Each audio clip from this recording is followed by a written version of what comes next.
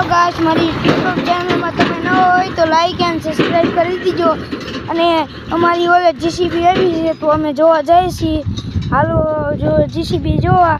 અને આવડો મોટો ખાડો કરી નાખ્યો, તમને દેખાડ્યું છું.